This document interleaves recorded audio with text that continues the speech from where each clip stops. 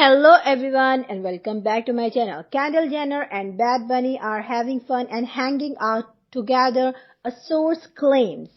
Kendall Jenner and Bad Bunny are liking each other's company according to a recent source.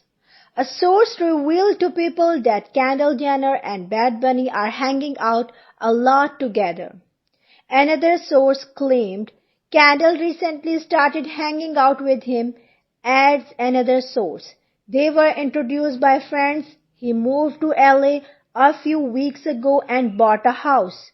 She likes him and is having fun. He is different from guys that she dated in the past. He is very charming, the source continued. On Saturday, Jenner and Bunny were seen leaving the same Los Angeles restaurant after TMZ reported a double date with Hailey and Justin Bieber. Thanks for listening and please don't forget to subscribe my channel.